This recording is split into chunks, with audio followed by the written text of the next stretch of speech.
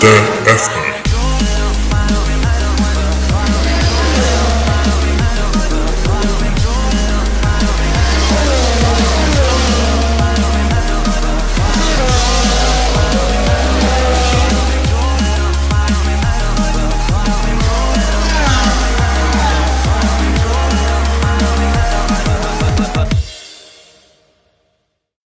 Bonjour tout le monde et bienvenue à la balado-diffusion du Bulletin F1. Je suis votre animateur Abdoussal et ceci est l'épisode numéro 18, aussi appelé l'épisode Lance Stroll. Le pilote québécois est en Formule 1 depuis 2017. Il a disputé 2 saisons avec Williams avant de faire le show avec son père chez Racing Point, anciennement appelé Force India. Depuis 2017, Stroll a un podium inscrit lors de son année recrue avec une magnifique 3e place lors du Grand Prix d'Azerbaïdjan où il se fait dépasser dans les derniers mètres par Valtteri Bottas. En plus de cela, il réussit à se qualifier, en fait à partir de la première ligne de départ aux côtés de Lewis Hamilton lors du Grand Prix d'Italie 2017, où il devient le plus jeune pilote à réaliser un tel exploit. Malgré une saison 2018 un peu plus difficile, il se rend chez Racing Point où, malgré des qualifications très difficiles, il parvient quand même à marquer 18 points, dont une belle 4e place lors du Grand Prix d'Allemagne, où il est passé proche de monter sur le podium pour une 2e fois, mais au moins il aura mené le Grand Prix pendant quelques secondes. On dit qu'il est en Formule 1 à cause de son argent, mais il a connu une carrière junior assez exceptionnelle. Il a remporté en 2014 le championnat italien de Formule 4. En 2015, il a remporté la Toyota Racing Series. Et en 2016, il a dominé la saison de Formule 3 européenne. Il était même un pilote de l'Académie Ferrari jusqu'en 2015 ou en 2016. En plus de cela, il a participé à 2 reprises aux 24 heures de Daytona où il a terminé 5e en 2016 avec Chip Ganassi Racing Ford aux côtés de pilotes assez populaires mais aussi très bons en endurance comme Alexander Vaux, Brandon Hartley et Andy Priault. Au menu cette semaine, on parle de la possibilité d'avoir une nouvelle équipe en Formule 1 dès 2021. On parle aussi de McLaren qui s'en va en IndyCar en 2020. Et on fait le tour du marché des transferts pour la saison 2020. Pour cette semaine, je serai tout seul vu que Brian Ouimet et Marc-André Fortin sont occupés en ce moment. Mais ils seront là la semaine prochaine pour revenir sur le Grand Prix de Belgique.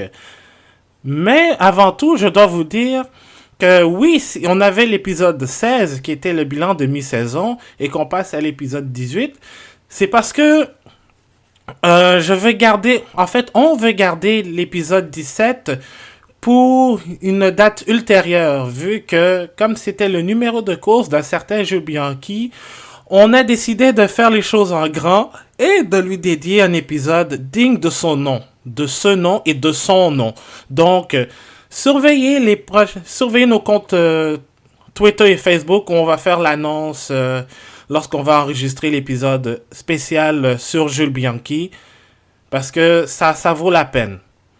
Mais en attendant, on va tout de suite revenir sur le vif du sujet de l'actualité au cours de la dernière semaine et un peu même des 2 dernières semaines. Alors, mesdames et messieurs, démarrez vos moteurs, c'est un départ.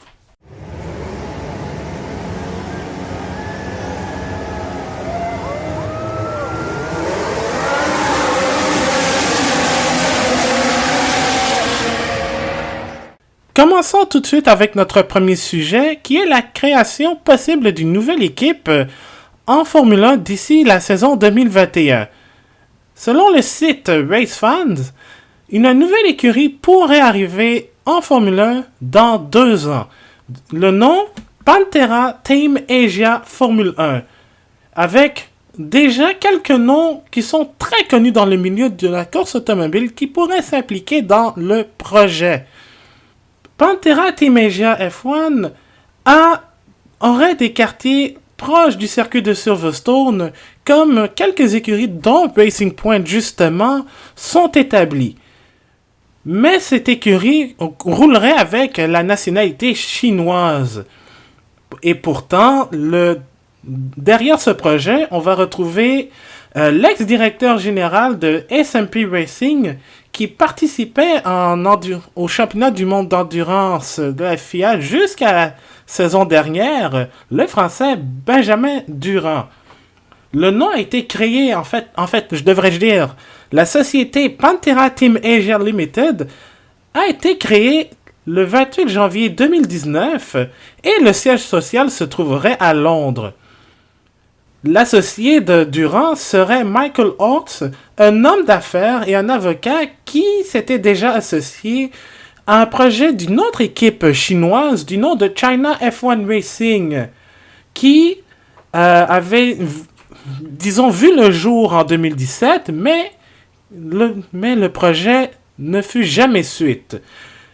C'est pas la première fois d'ailleurs, puisque il y avait une autre équipe aussi qui voulait faire apparition dans le domaine de la Formule 1 du nom de China F1 Team. C'est un peu plus différent. Puis qui avait même créé un compte Twitter du nom de China F1 Team. Mais depuis, on n'a rien entendu. Si on connaît déjà le nom du Big Boss, Benjamin Durand, ainsi que son partenaire d'affaires, Michael Oates, on connaîtrait déjà le nom du responsable du département technique. Et le nom qui sortirait serait Tim Milne, qui a travaillé pour Renault, Honda, Super Aguri, Toyota, Caterham et très récemment Maneux. C'est lui qui était responsable de la voiture qui allait participer, de la Maneux qui devait participer à la saison 2017 avant que l'équipe ne ferme définitivement ses portes, devrais-je dire. Et là, la question qu'on se pose, c'est à savoir, est-ce que l'équipe sera vraiment prête pour 2021? Parce que, avec les nombreuses discussions qu'il y a autour des règlements techniques, c'est une inconnue parce qu'on ne sait pas à quoi vont ressembler les règles de 2021. On a vu un modèle réduit de ce que pourrait ressembler la Formule 1 dans 2 saisons. Mais tout ce qu'il y a à l'intérieur, comment elle va être régulée, tout ça, ça reste un gros vide. On peut pas définir la conception de la monoplace, puis en plus, on sait que construire une Formule 1, ça prend du temps parce que c'est beaucoup de conception par ordinateur, c'est beaucoup de pensée, de tests et tout. Donc, arriver lors du premier Grand Prix de la saison en 2021, qui serait probablement en mars, mais encore là, lors des premiers essais pré-saison, il faudrait que ce soit rapide. Et heureusement pour la nouvelle équipe Pantera, elle pourrait adopter le même modèle économique que Haas, la dernière nouvelle équipe en Formule 1 qui est arrivée en 2016. C'est-à-dire de faire affaire à des sous-traitants, on va dire, des compagnies tierces externes, comme ce fut le cas à Haas. Le châssis n'a pas été créé par l'équipe elle-même, elle a été conçue par Dallara. Donc c'est un moyen, disons, de sauver de l'argent et de faire en sorte de pouvoir subsister pour les prochaines saisons.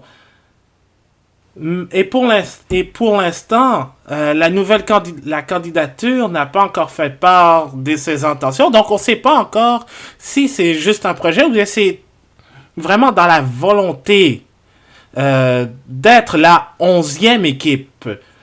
Mais évidemment, il faut attendre que les règlements sortent, donc d'ici la fin du mois d'octobre, quand ils seront officiellement ratifiés, parce que, il faut le rappeler, normalement, les règlements devaient être ratifiés à la fin du mois de juin, vu que, selon les règles de la FIA, pour un nouvel accord, il faut minimum 1 mois et demi pour ratifier le tout. Mais comme tous les partis de la Formule 1 ne sont pas d'accord, donc c'est-à-dire les écuries ne sont pas d'accord quant aux règles proposées, On ne sait pas encore à quoi va ressembler la F1 de 2021 en général. Comme je l'ai dit, on a déjà vu à quoi ressemble la voiture, mais on ne sait pas qu'est-ce qui va être généré autour.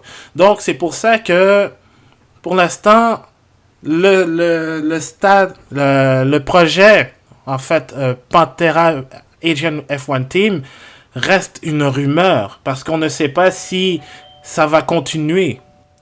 Et quand je parlais des règles de 2021, oui, il y a les règlements techniques, mais aussi les règlements financiers, puisque ce qui est chose sûre, c'est que nous aurons un budget, un cap salarial, donc des budgets plafonnés, ce qui veut dire que les écuries ne vont pas dépenser un certain nombre de millions de dollars. Donc, ce qui pourrait bénéficier grandement les petites écuries, mais aussi la création l'ajout d'une 11e ou d'une 12e équipe. Comme ça, la distribution des revenus engendrés par la Formule 1 au cours de l'année pourrait être bien équitable, plus équitable que ce qu'on a actuellement, où ce sont les grosses équipes qui ont la plus grosse part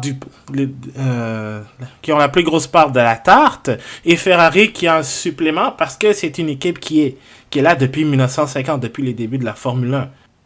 Et on veut éviter aussi la même situation qui s'est passée avec Caterham, Hispania Racing Team et Virgin, qui est devenu Marussia, qui est devenu Marussia Manor, qui est devenu Manor par la suite. Bref, ces trois équipes sont arrivées en Formule 1 en 2010 et aujourd'hui elles n'existent plus parce qu'elles ont eu du mal à subvenir à leurs besoins parce que non seulement ça commençait à coûter trop cher pour eux, mais ils n'avaient pas beaucoup d'argent.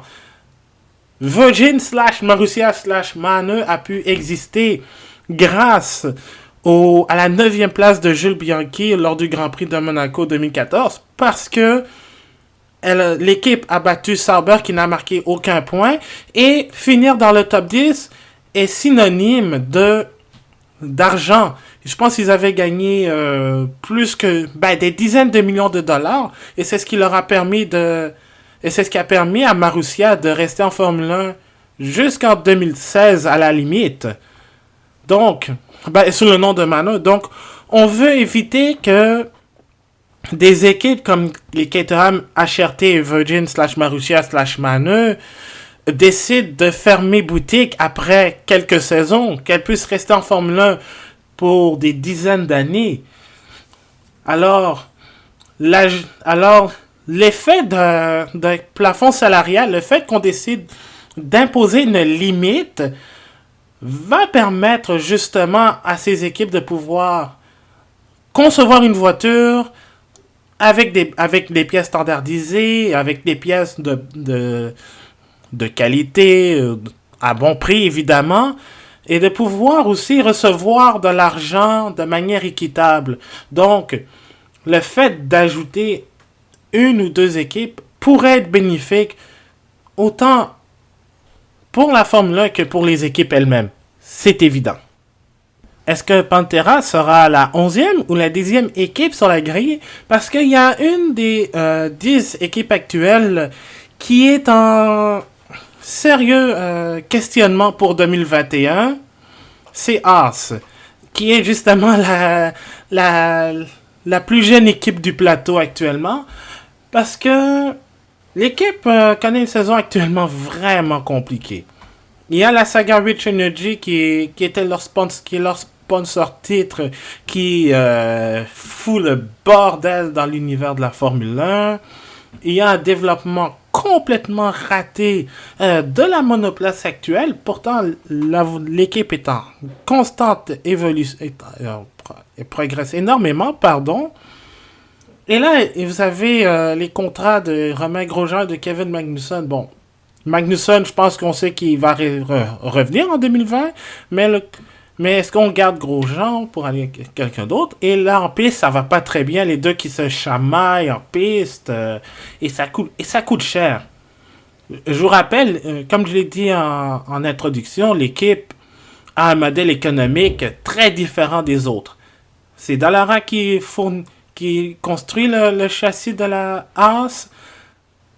Ils ont beaucoup de pièces Ferrari. C'est d'où d'ailleurs vient l'expression de plusieurs patrons qui disaient que Haas était en fait une Ferrari B.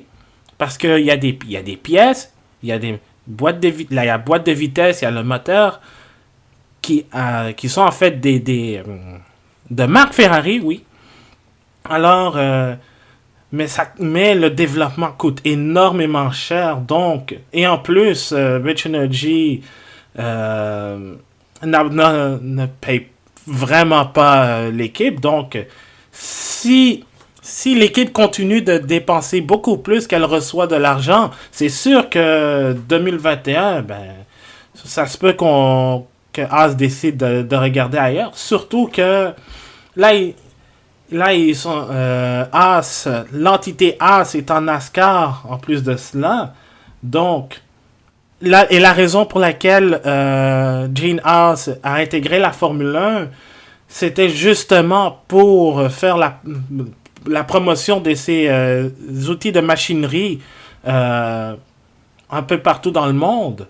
Donc, si jamais faire la promotion devient plus cher, ça lui fait faire plus de dépenses, ben là, autant arrêter là puis de trouver une autre solution. Donc, est-ce que ça va être... est-ce qu'on va avoir 10 ou 11 écuries en 2021, c'est à suivre, mais en tout cas, c'est un très beau scoop que racefans.net a déniché quand même. Et ce serait bien d'avoir un peu de nouveaux visages dans l'univers de la Formule 1. Parce que, oui, il y a Haas qui est là depuis 2016. Il y a eu les 3 nouvelles équipes, comme je disais, Caterham, HRT, Virgin / Marussia / Maneux. Mais encore là, il faut que ce soit là pour y rester. Et j'espère que l'introduction du cap salarial va être le début de jours nouveaux en Formule 1. Toujours dans le sujet de nouvelle équipe, on va faire maintenant le saut chez nos voisins du Sud, aux États-Unis. Puisque je voulais en parler avec Marc-André lors du dernier podcast du bilan de mi-saison. Mais McLaren a, disons, surpris l'univers de la course automobile en annonçant son retour en IndyCar en temps plein pour 2020. L'équipe britannique va s'associer avec Arrowsmith Peterson Motorsport et l'équipe sera désormais rebaptisée Arrow McLaren Racing SP. Pour Schmidt-Peterson, et elle va tout simplement miser sur toute l'entité de Arrow SPM. Donc, McLaren va s'occuper de tout ce qui est technique, commercial et marketing. Et on a même annoncé que l'équipe va avoir 2 voitures et fera le saut avec des moteurs Chevrolet, puisque en ce moment, Schmidt-Peterson Motorsport roule avec des moteurs Honda. Puis si vous vous souvenez bien, entre 2015 et 2017, c'était pas un bon mariage entre McLaren et Honda. Donc, c'était quand même... Bon, pour certains, c'est une surprise, mais moi, je l'avais vu venir. Parce que...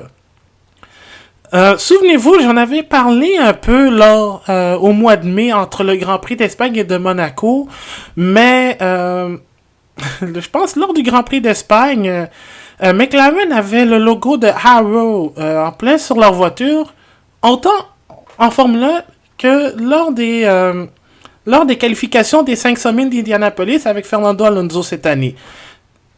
Et en plus avec la rumeur comme quoi McLaren voudrait s'associer avec Schmidt-Peterson Motorsport, que les propriétaires de SPM avaient nié l'information au quotidien IndyStar.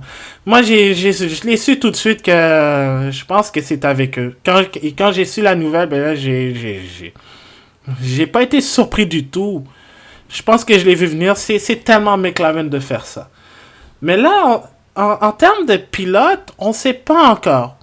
Parce que pour l'instant, Schmidt-Peterson Motorsport a James Hinchcliffe et Marcus Ericsson comme pilotes. Mais le problème, c'est que Hinchcliffe est un ambassadeur de Honda au Canada. Et vous le voyez beaucoup dans les publicités à la télévision ou sur les internets. Là. Vous voyez beaucoup la face du maire de Hinchtown avec des voitures Honda. Mais là, avec le changement de moteur, ça risque de probablement jouer contre lui.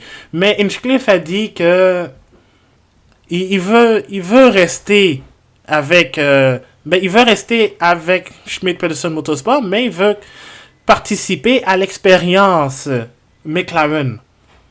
Et Marcus Ericsson, lui, il a un contrat d'un an, donc on ne sait pas encore. Et quant à Robert Wickens, qui lui est sur la ligne de touche en train de récupérer de ses blessures subies lors de son terrible accident à Pocono il y a un an de cela, McLaren a dit qu'ils vont tenir la promesse et que si Wickens est prêt à piloter une voiture de course, ce sera avec McLaren Racing Schmidt-Peterson et personne d'autre. Donc la promesse sera tenue, sera respectée. D'ailleurs, petite anecdote, Ericsson devait porter le numéro 6 de Wickens, mais l'équipe a décidé de garder le 6 seulement à Wickens quand il sera de retour. Mais bref, c'est une bonne nouvelle pour moi parce que ça va faire du bien que j'ai dit que on avait besoin d'un nouveau visage, d'une nouvelle équipe en Formule 1. Bon, l'arrivée de McLaren, c'est quelque chose de nouveau, même si ça remplace en quelque sorte une équipe existante. Mais j'ai hâte de voir ce que McLaren a dans le ventre sur une saison complète d'IndyCar. Parce que lors de leurs deux dernières tentatives, il y en a une qui était réussie, une qui était ratée.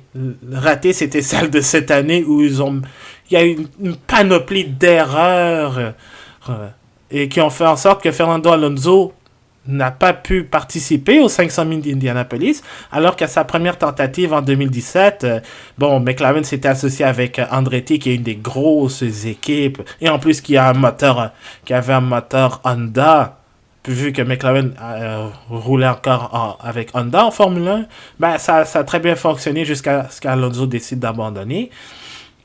Et d'ailleurs, concernant Alonso, ne vous attendez pas vraiment à ce qu'il fasse la saison complète en F1. D'abord, il va probablement, je dis probablement, je devrais dire, il va participer au Dakar.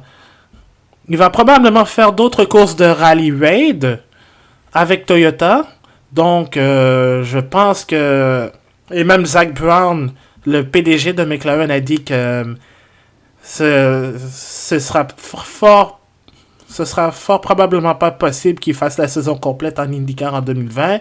Mais peut-être que vous allez voir une troisième voiture McLaren Racing Schmidt-Peterson au 500 000 d'Indianapolis au mois de mai. Et ça, j'ai hâte de le voir aussi parce que Alonso est toujours à la recherche de cette fameuse victoire au 500 000 d'Indianapolis pour qu'il puisse devenir le deuxième pilote à compléter la triple couronne. Lui qui a évidemment gagné le Grand Prix de Monaco à 2 reprises et les 24 heures du Mans à 2 reprises. Rappelons que c'est Graham Hill qui est le seul et unique pilote à réussir cet exploit. Donc, Alonso, si on le verrait en IndyCar, ce serait probablement pour les 500 000 d'Indianapolis. Et j'ai oublié de dire aussi que le directeur, le directeur sportif de l'équipe sera Gilles de Ferran, qui a été le mentor d'Alonso lors de sa première participation au Indy 500, mais qui a été aussi le directeur sportif de McLaren en remplacement d'Éric Boulier l'année passée, lorsque ce dernier a décidé de quitter l'équipe. Mais surtout, c'est quelqu'un qui connaît très bien l'IndyCar. Lui qui a été champion de la série et quand même gagné les 500 000 d'Indianapolis. Alors, avoir une tête de course comme Gilles de Ferrand, que j'ai beaucoup apprécié durant ma jeunesse, ça va aider en fait l'équipe qui veut en fait se battre avec les Andretti, Chip Ganassi, Penske entre autres. Donc, on va voir ce que ça va donner pour 2020, mais je suis vraiment content de voir McLaren tenter leur chance ailleurs, même si on sait que ça ne va pas vraiment perturber leur programme actuel en Formule 1. Je sais pas s'ils vont tenter leur chance en endurance parce qu'il y a les nouvelles règles techniques concernant les voitures de prototype pour les prochaines années. Donc, si McLaren veut faire un retour en endurance, ce serait super parce que McLaren a gagné les 24 heures du Mans 95 avec un moteur BMW. Donc, avoir l'équipe de Woking en F1, en IndyCar et en Endurance, ce serait vraiment bien. Et pour terminer, on va parler des marchés des transferts. Parce qu'actuellement, comme on l'appelle en Formule 1, c'est la saison folle. Parce qu'il y a beaucoup de rumeurs de transferts de pilotes, de tout personnel aussi, mais principalement des pilotes. Et cette année, ça a été un peu tranquille. Et là, ça commencera à s'activer depuis quelques jours. Il faut d'abord rappeler qu'il y a eu un mouvement déjà confirmé et même effectif dès le Grand Prix de Belgique. C'est l'échange de baquets entre membres de la famille Red Bull. Pierre Gasly va retourner chez Toro Rosso et Alexander Albon s'en va, lui, chez Red Bull. C'est une promotion, en fait, qu'il a. Ça, c'est confirmé. Mais là, depuis quelques jours, il y a une rumeur qui sort dans plusieurs médias, autant allemands que français et même finlandais. Vous allez comprendre pourquoi. Chez Mercedes, on aurait déjà fait le choix pour 2020. On sait déjà que Lewis Hamilton, c'est pas mal confirmé qu'il va revenir avec l'équipe étoilée pour la prochaine saison. Mais selon plusieurs médias allemands, Toto Wolff aurait fait le choix de garder Valtteri Bottas pour une autre saison au lieu de donner une chance à Esteban Ocon qui est sur les lignes de côté et même pilote réserve de Mercedes pour la saison 2019. Toujours selon les mêmes médias allemands, il se pourrait que Ocon ait déjà un volant en Formule 1 pour 2020 et ce serait chez Renault. Pour combien 2 saisons à la place de Nico Hülkenberg. Mais RMC Sport, la radio française, elle est un peu plus prudente puisque la marque française aurait bel et bien proposé un contrat à Ocon, mais il n'y a eu aucune décision prise à l'instant même. Donc, comme je dis, Ocon pourrait remplacer Nico Hülkenberg qui lui est en fin de contrat cette saison. Et en plus de cela, le salaire d'Hülkenberg est beaucoup plus élevé que celui qu'on proposerait à Ocon. Et surtout parce que Renault, il ne faut pas oublier, a signé Daniel Ricciardo pour plusieurs millions de dollars. Donc, avec Hülkenberg qui est un excellent pilote, il faut le rappeler, mais qui a un salaire élevé, signer un jeune pilote comme Ocon serait une excellente opération financière. Mais où irait Hülkenberg? Hülkenberg, selon Autobild, il pourrait se retrouver chez Haas à la place de Romain Grosjean. Donc, on aurait un duo Hülkenberg et Magnussen qui ne se parlent presque pas depuis 2 ans, depuis depuis le fameux incident du Grand Prix d'Hongrie 2017 où, disons, il y a eu une bataille en piste entre Hülkenberg et Magnussen. Magnussen pousse Hülkenberg hors piste. Hülkenberg, après la course, pas très content, va interrompre l'entrevue de Magnussen, puis ce dernier lui répond avec le fameux "Suck my balls", ce qui a irrité Hülkenberg, et depuis les deux ne se parlent presque pas, mais là il pourrait se retrouver coéquipier chez Haas. Est-ce que ce serait coulé dans le béton? Non. Mais peut-être que ce serait un bon moyen pour les deux de enterrer la hache de guerre si la rumeur devait être vraie. Et un duo Hülkenberg-Magnussen en 2020 signifierait aussi la fin des émissions pour Romain Grosjean en Formule 1, puisque, selon quelques médias français, Grosjean pourrait se retrouver en Formule E à la place de André Lotterer, qui, lui, va courir chez Porsche pour la saison 2019-2020. Grosjean pourrait se retrouver chez DS Techeetah, aux côtés du champion en titre de la série, ou devrais-je dire double champion de la série, Jean-Éric Vergne.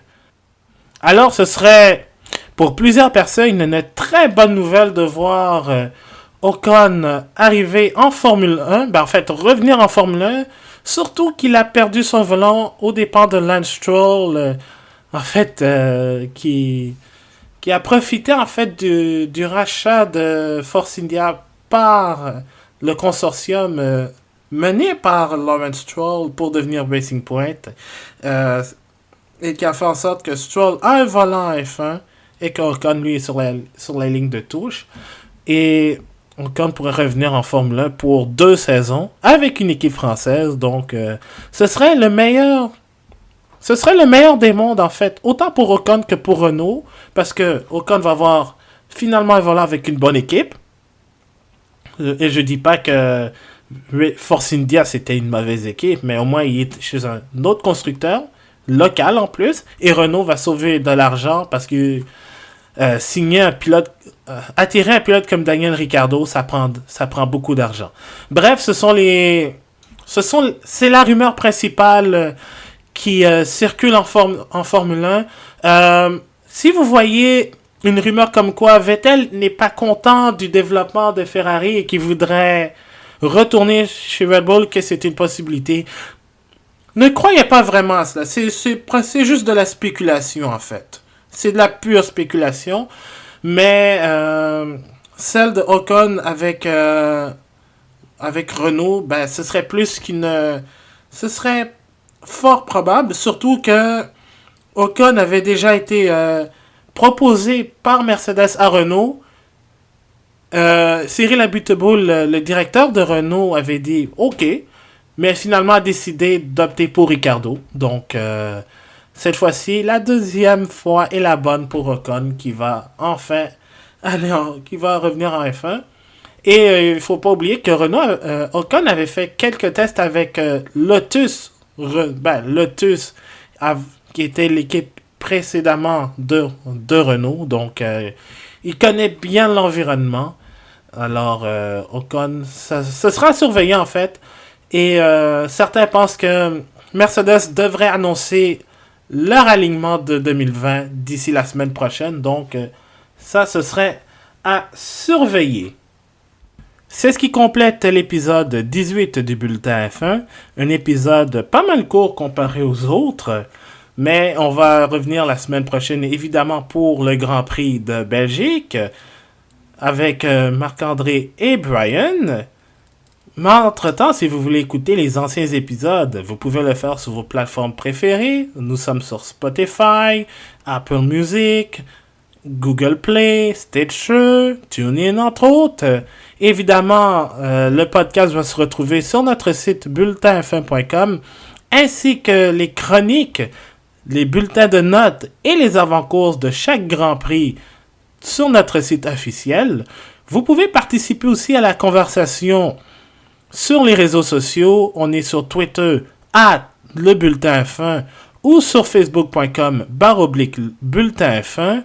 Évidemment, on a besoin de vos commentaires, de vos feedbacks pour qu'on puisse améliorer le contenu du podcast ou le contenu technique aussi, ou ou aussi contribuer au débat. Si vous voulez nous proposer des sujets, on est toujours libre aussi.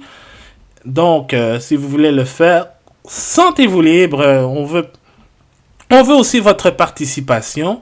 Je vous rappelle que si vous faites le saut, devrais-je dire, si vous voyez qu'on a fait le saut entre l'épisode 16 et 18, c'est tout à fait normal.